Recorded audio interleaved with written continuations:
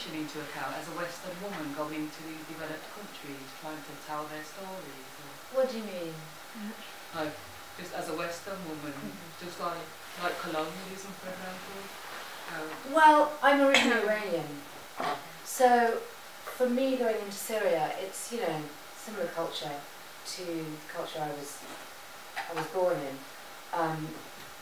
and it helped because, look, on one hand, Syrians, I mean, Iran is you know, sending troops by their own admission to Syria, sending weapons to Assad. So Iranians are not, you know, the favourite people of the Syrians right now. And actually, I was at some protests, you know, a few thousand people shouting, "Down with Iran!" And I was thinking, oh shit. Okay, let's all be quiet about where I'm from. But actually, you know, on a one-to-one level, of course, the activists, their jaws would drop on the floor when I would say that I'm originally Iranian. But then it really helped for me to be accepted, because you know, it became really apparent quite quickly that similar culture. I don't think it makes a difference. Western, non-Western, what colour, what culture. You know, good journalism is good journalism. Other people can have whatever perceptions they want, as long as people trust you. And as long as you get the story on the ground.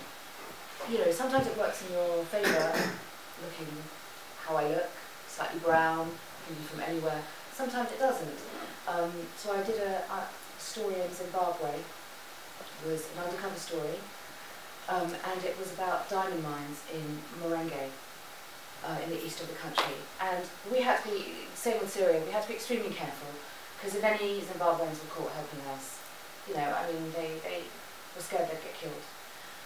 Now, as two white people, which we obviously are in Africa, we could go nowhere near the diamond fields. The only way we were going to get our footage was to send in locals who were prepared to go in with secret cameras.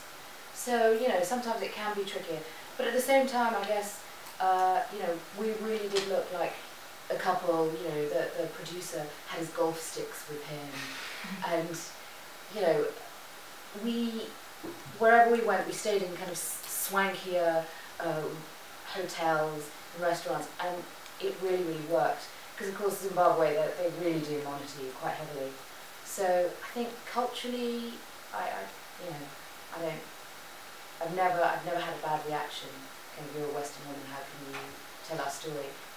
Usually you get that from people who are trying to hide the story, but when people are desperate to tell their story, as long as they trust you, people generally don't care where you're from. Can I pick up something you just said there about how would you define good journalism? It's not like politicians. Journalists are not our favourite people. Yet you're engaging in activities which are incredibly important from a political and ethical point of view. Yet, how would you define for you good journalism in the settings that you find yourself in? Well, that's a good question, because my idea of good journalism is different from, you know, obviously standard BBC's idea of good journalism, which, you know, I think I feel like I'm a human being first, and I'm not always impartial, and I don't think you always have to be.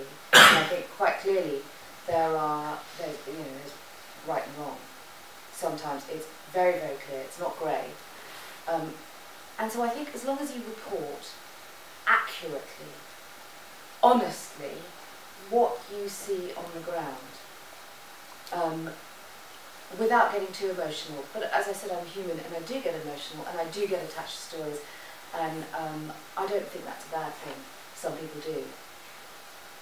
But I think, yeah, I think accuracy, factual accuracy is so important. It's so important above anything else. You know, get one thing wrong, and then, you know, people can pick apart journalism, the whole of journalism. So I think for me that is the most important thing. And I also don't think it matters if you teeter on kind of more impassioned reporting before you go out. But of course, once you're there and you report back, actually, it's not like that. it's, you know, X, Y, and Z. Yeah, never, never, ever any pressure. Capacity. Have you found, because of the issues that you deal with, the scenarios that you're involved with, the people that you meet,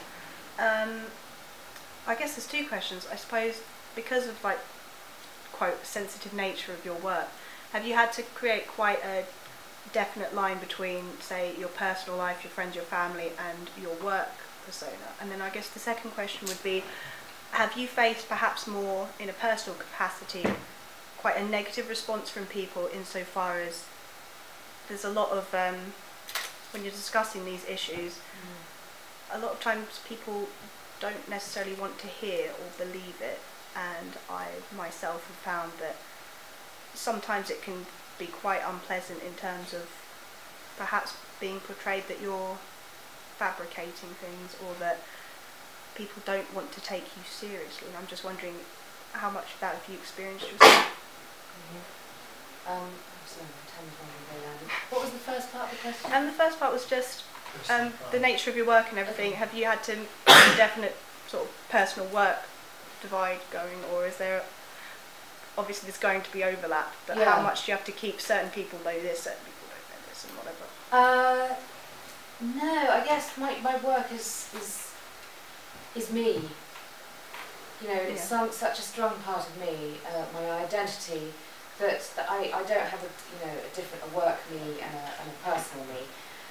And especially when I was living abroad, you know, I'm based in London now, but when I was based in Iran, and I was travelling, Pakistan, Afghanistan, travelling in the region, working in the region, and living in the region, it's your life. Mm-hmm. You know, you find that with foreign correspondents. You know, it is their lives. And the second part of the question, negative reactions. Yeah. You've had negative reactions. I think if you don't have negative reactions, you haven't always done your job properly.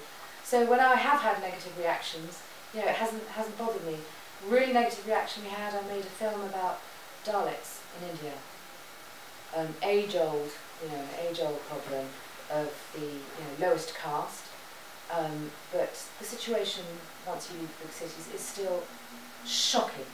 So we made an unreported world about that, and of course, you know, the Hindu society and lots of upper caste Indians got really angry and accused us of lying, you know, I mean, which was absurd because our fixer, so your film's really only ever as good as your fixer. So the fixer is the brilliant local journalist who translates for you and knows all the contacts and helps set things up for you.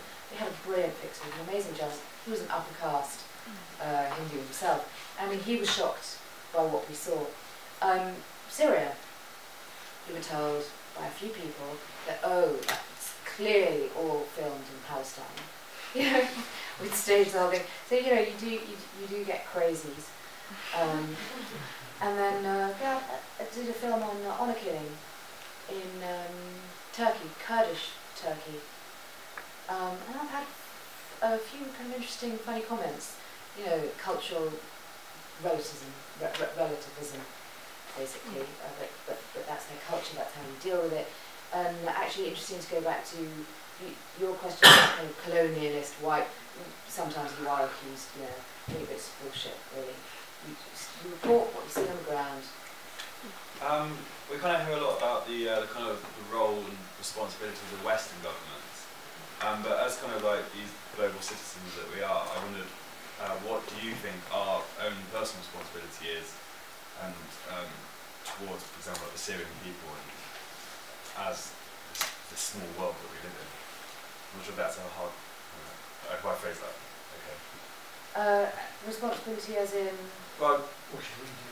individuals.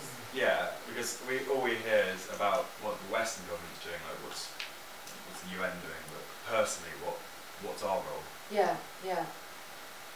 Oh goodness. Well, I mean, I really believe, you know, mass mobilisation can have an effect, and you see with Amnesty, you know, on a really small scale. I really believe in the work Amnesty does. You know, deluge of letters, you know, real coming together of individual voices in the public. But, you know, having said that, God, was it 1 million of us that came to march against Iraq? I mean, I imagine quite a few of you were marching. I think that's one of the last public protests I went to because I was so pissed off that, that 1 million people got off their arses. So all the armchair lot, imagine it's far more than 1 million. All the guys at home that were also in support of the protesters, and nothing happened. So I don't want to be cynical, but I think pressure. I think every individual voice can be a voice. We just have to make ourselves heard. We have to just continue to shout. Sorry, that's not very, not very hopeful.